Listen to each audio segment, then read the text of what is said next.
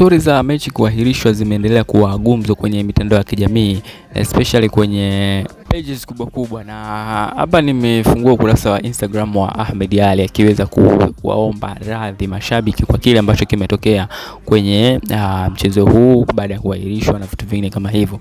Lakini kikubwa Ahmed amezungumza kwamba sio kwamba mashabiki tunapenda hichi kilichotokea, lakini ni kwa ajili ya maslahi mapana ya mpira wetu pamoja na maslahi ya klabu. Kwa hiyo ameomba radhi wa mashabiki ambao wamesafiri kutoka sehemu mbalimbali ambao wamekuja kuhudhuria katika dabi hiyo, kuwa watulivu na kukubaliana na matokeo yaliyoamuliwa na klabu, kwa sababu sio kwa maslahi ya mtu mwingine, ni kwa maslahi ya klabu pamoja na wanasimba kwa ujumla.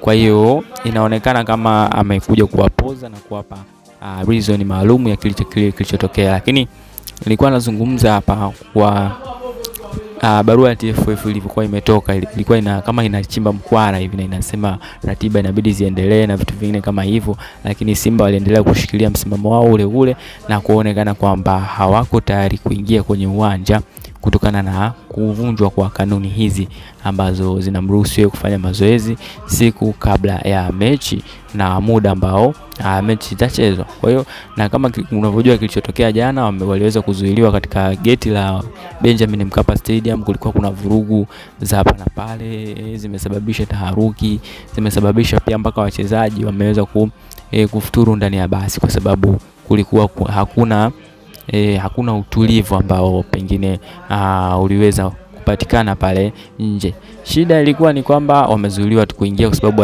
waliambatana na gari nyingine ya private, sio basi tu, kulikuwa na gari nyingine ya private ambayo ilikuwa na watu pia.